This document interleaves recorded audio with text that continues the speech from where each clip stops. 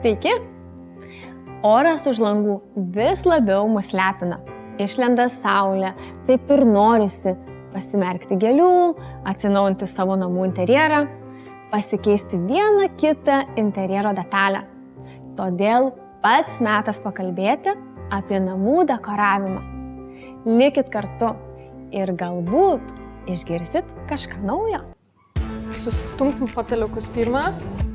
O, tokie. Nelengvi, jo. Gal biškį dar iš šono. Čia truputėlį, jau.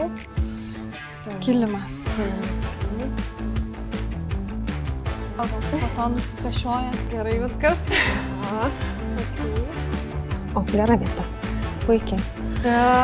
Žinai, kas čia žiauriai gerai atrodytų? Tuoj.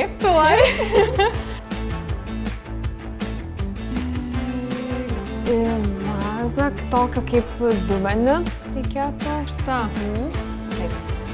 Kiekvienas staliukas labai pagyvina knygos. Taip. Tuoj aš surasiu jas. Pavyzdžiui, taip. Daugiau gal dedam kraštą. Bet galima. Man skaniausiai kvepia. Pavasariškai. Puikiai. Gal net dubenį? Dubenį, manau. Dubenį. Taip. Gal šitas. Va, žiūrėk, tikrai. Su koralais. Dailiai. Pala, dar momentėlį.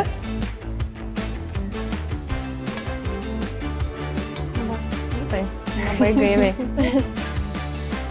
Nu ir aš savo irgi pasidėsiu, kad man jaukiau būtų. Labai jaukiai gražiai. Gerai, atrodo. Taip. Mūsų dekoruotas kampelis pokalbiui. Šiandien noriu pristatyti šio nuostabaus salono įkūrėją Ignitą. Labas, Ignita. Labas. Iki šiol prisimenu tavo pirmojo salono Užupyje atidarymo vakarą. Tavo jaunatviškas užsidegimas tiesiog liejosi per kraštus. Tikrai buvau sužavėta tavo drąsa ir užsidegimu. Ar gali papasakoti mums Kodekus atsiradimo istoriją? Kas iš tikrųjų įvyko labai paprastai ir iš tiesiog patirties tam tikros. Aš pati mėgstu labai keliauti. Ir tu keliauji, tu matai vienoj parduotuvėj vienokie daiktai, kitokioj kitokie jau. Ir tu galvoji, kodėl tų daiktų tiesiog nėra čia. Nes tu vis tiek ieškai dovanų, nori nupirkti kažką artimam žmogui, galų gale pasidekoruoti namus. Tai va taip tiesiog bežiūrint, kodėl jų nėra ir tada galvoji, gal jų nėra dėl to, kad niekas jų neatveža ir galbūt aš galėčiau tą padaryti. Tai iš esmės po to prasidėjo dalyvavimas parodose. Ir atrodo informacijos be galo, be krašto daug, daiktų įdomiausių be galo daug irgi. Ir būtent taip tiesiog kilo ta idėja, kad o gal man būtent vertėtų tiesiog paimti ir pabandyti tos daiktus atvežti. Ir kuo toliau, taip po truputėlį viskas pradėjo vystytis ir taip atsirado Kodekus. Šaunu, labai tikrai nuostabus salonas, labai yra daug išskirtinių interjero elementų. Šaunuolė. Ignita, tikrai dažnai pastebiu, kad žmonės nedrįsta pirkti patinkančių interjero detalių. Dažnai jų namuose netgi dominuoja draugų dovanoti suvenyrai ar tam tikros dovanos. Ką galėtum patarti? Pirmiausia, tai taip, žmonės dovanoja tas detalės interjero, nors šiek tiek prisibijo, kad galbūt nederės, bet aš tai norėčiau atkreipti dėmesį į tai, kad nedera, tai nieko dar nereiškia. Iš esmės, galbūt tai yra brangu. Ir tas, sakykime, dovana ar interjero detalė, jinai gali priminti kažkokius tai įvykius malonius ar ne, kelti prisiminimus, kurie sukelia geras emocijas. Ir man atrodo, kad mes turbūt apskritai truputėlį dabar pagavome tokią tarsi madą atsiversti Instagramą, atsiversti Pinterestą, prisižiūrėti įvairiausių gražių nuotraukų ir įsivaizduoti, kad būtent tas vaizdas, jisai ir yra realus gyvenimas ir taip žmonės realiai gyvena. Bet iš esmės tai yra visiška iliuzija. Mes negyvenam nei žurnalo viršeliuose, nei ten tose namuose, kuriuos būtent tiems žurnalams ir fotografuoja. Ir pasigaunam tokią tendenciją, tarsi viskas namie turi būti tobula, tobulai derėti ir prarandam, aš taip manau, kad mes iš esmės prarandam savo charakterį ir namų individualumą. Tai man, pavyzdžiui, atrodo, kad gal geriau turėti tą detalę, kuri nedera visiškai namie, bet kad jinai tau patinka, kad jinai tau kažką reiškia. Nes kai mes kalbam apie fotosesijas, apie lygiai tą patį instagraminį netikrą gyvenimą, mes turim turėti omeny, kad nėra, tai nėra realus vaizdas, kaip ta prasme atrodo viskas. Ir tada iš esmės ir visi namai suvienodėja. Aš nemanau, man asmeniškai, pavyzdžiui, tai nėra vertybė. Taip, interjero galbūt dizaineriai turi kažkokį kitokį, sakykime, požiūrį. Jie turi savas taisyklės, kaip reikia derinti, ką reikia derinti, bet aš manau, kad kiekvienas žmogus turi išdrįsti pasirinkti pirmiausia tai, kas jam patinka. Kaip dažnai reikėtų keisti interjero dekorus, nes tenka pastebėti, kad nieko nėra pastovesnio už laikiną. Patiko vaza, pastačiau ir viskas. Tiesiog akis pripranta ir nebesinori nieko keisti. Vėlgi, yra tam tikros taisyklės. Ten, sakykime, kažkiek metų tu turėtum keisti ar ne, nes ir mados keičiasi. Bet aš manau, kad žmogus turėtų tuos dalykus ir pokyčius daryti tada, kada jam norisi. Ir čia irgi nėra visiškai jokios taisyklės. Jeigu man atrodo po mėnesio, kad man reikia tą daiktą pakeisti, tai prašau ir keisk. Jeigu atrodo, kad po metų irgi viskas su to yra tvarkoj, o galbūt tau tas daiktas tiek yra įaugęs ir tiek jis tau patinka, kad tu galbūt jo niekada nekeisi arba keisi po 10 metų. Aš tai manau, kad čia taisyklių, nors jos ir yra, jomis vadovautis nereikėtų. Kada nori, tada ir keiti. Taip, išgirskit visi. Taip. Gal gali pasidalinti, papasakoti, ką pastebėjai, kokios yra pagrindinės dekoravimo klaidos, nes skirtingi stiliai dar nėra ta tokia didžioji klaida. Ką tau teko pastebėti? Pirmiausia, pradėkim nuo to, kad skirtingų stilių derinimas, jis apskritai nėra blogas dalykas. Derinant skirtingus stilius, tikrai galima išgauti labai unikalių dizainų, labai gražių vaizdų, sakykime. Bet jeigu taip kalbėti, tai aš sakyčiau, kad galima būtų išskirti į 2 perspektyvas. Pirmiausia, tai gal tokia idėjinė. Tai bet koks interjeras, man atrodo, kad prasideda nuo savianalizės. Tai tu kaip žmogus, galbūt tai yra darbas, bet tu save tiesiog turėtum užkrauti turiniu. Kuo daugiau turinio, kuo daugiau pasižiūrėti skirtingų interjero stilių, neužsiciklinti ant kažkokio tai vieno, bet pradėti nuo savęs, kas man patinka, nepamatyti ten kažkokiam žurnale, kad čia gražu, aš taip noriu būtinai padaryti, bet kuo daugiau domėtis, kuo daugiau plėsti tą savo tokį estetinę atmintį, galbūt taip būtų galima pavadinti, tiesiog kuo daugiau pamatyti. Ir tada yra mažesnis šansas apskritai suklysti, kad tu tuose namuose jaustumėsi blogai, sakykime, po kažkurio laiko, nes taip tikrai nutinka. Įsirengi namus ir galvoji, bet anas stilius gražesnis, dabar jau man šitas patinka. Tai yra toks psichologinis, galbūt, sakyčiau, momentas. Ir tada truputėlį galima išskirti praktinių tokių patarimų.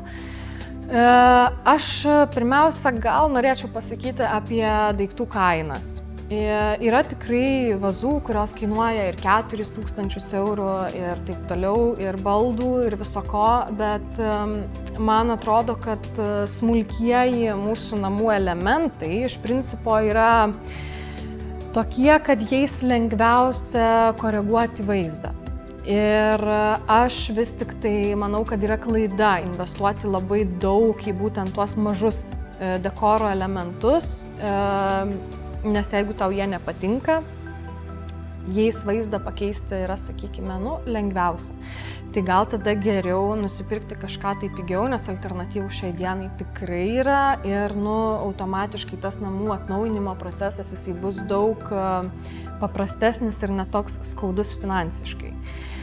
Tada yra, pavyzdžiui, tokie du atvejai, sakykime, su kuo dažniausiai tenka susidurti, tai kad žmonės perdėtai nori viską suderinti iki menkiausių detalių. Bet kai mes perdėtai norim viską suderinti, sakykime, viską padarome baltai arba nusiperkam buklė audinio sofą ir, sakykime, valgomojo kėdės irgi buklė. Tada vaizdas sunikėja ir iš principo įgauna, liaudiškai tariant, kičinį vaizdą. Tai jokiais būdais nebijoti derinti skirtingų faktūrų, skirtingų audinių. Jeigu yra ten, sakykime, ta pati buklė sofa, tai gal mes įtraukime tada valgomojo kėdes, kurios turi odos apdailą. Ir vaizdas iš karto tikrai pagyvės, tikrai įgaus charakterio ir tas galioja visur, ne tik audiniuose, taip pat spalvose, taip pat raštuose. Taip, tai yra menas suderinti, bet geriau pabandyti suderinti kažkaip iš skirtingų tokių elementų, bet nepadaryti visko jokiais būdais vienodai.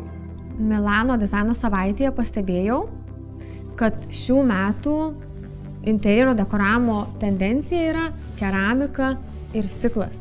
Tikrai drąsa derinti skirtingas formas arba skirtingas spalvų derinius. Ar gali pasidalinti, papasakoti savo pagrindines interjero dekoravimo detalės šiemet? Aš turbūt daugiausia galiu pasakyti iš patirties, ta prasme, kad matau, kaip elgiasi gamintojas.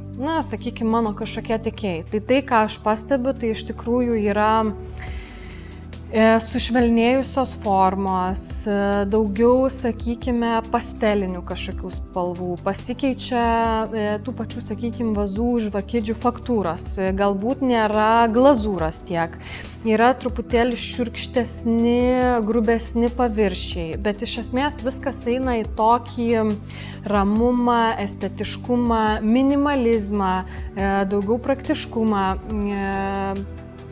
Tada, sakykime, nebelieka galbūt labiau tokių klasikiniam interjerui tinkančių detalių.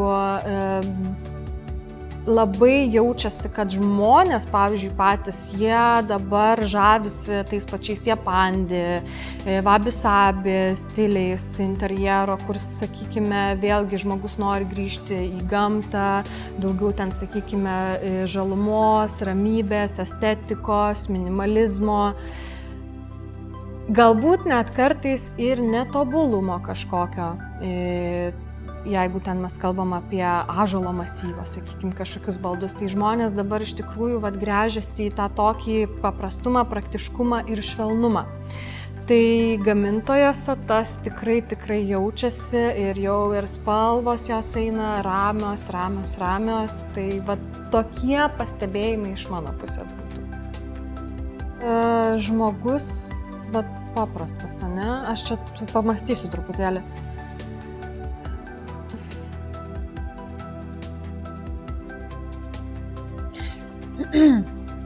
Mes pakalbėjom apie žurnalų viršelius, ten, sakykime, apie tuos mūsų įsivaizduojamus idealius namus, bet pats pirminis žingsnis tai yra tiesiog nebijoti, paimti ir išdrįsti. Ateiti į parduotuvę, tau patiko, tu ir pirk. Tiesiog pirk. Nesvarbu, ką sako dizaineris, nesvarbu, ką sako Instagramas. Visiškai niekas nesvarbu. Jeigu tau patinka ta detalė, tave džiugina. Taip, jeigu jinai tave džiugina, paimk ją, nusipirk, pasistatyk. Viskas prasideda nuo paprasto vieno mažo žingsnelio ir jo tikrai užtenka. Ir tada tie daiktai po truputį savaime ir jie susidėlios. Ir vėlgi svarbiausias dalykas, kad jie patiktų tau. Taip. Ir visai nesvarbu taisyklės. Taisyklės yra svarbu žurnalam, taisyklės yra svarbu interjero dizainerių, tegul jie manęs nepasmerkia ar pasmerkia, bet tai yra svarbu jų projektam ir reikia suprasti, kad tie projektai yra jų, sakykime, meno kūriniai, autoriniai darbai, bet mes turim gyventi savo namuose ir mes turime jaustis savo namuose gerai. O tai reiškia, kad mums turi patikti visi daiktai. Nesvarbu, jie tinka ar netinka. Niekas negali kištis į tavo asmeninę erdvę. Ir reikia nebijoti. Nebijoti eksperimentuoti savo pačiam. Noriu padėkoti tau, Ignita, kad priėmei mus į savo nuostabų saloną, kad mums skyrė tiek daug savo brangaus laiko, kad pasidalinai savo įžvalgomis, savo patirtimi. O jums, mėlyjei, noriu pasakyti, kad drąsiai kurkite savo namus. Jeigu norite dekorų, dekoruokite, nekreipiant dėmesio į ką pasakys aplinkiniai. Ir didžiausios sėkmės, ir valio, varom į priekį. Ir niekas negimė tobulas, visi mes negimėm dekoratoriais, tai bandykit, iš klaidų pasimokinkim ir viskas tikrai bus labai, labai gražu. Taip. O jeigu dar nemokat arba kažko nežinot, arba norit pasitikslinti, parašykit man. Detalės ir visa kita ir taip labai faina ir tiesiai feilas!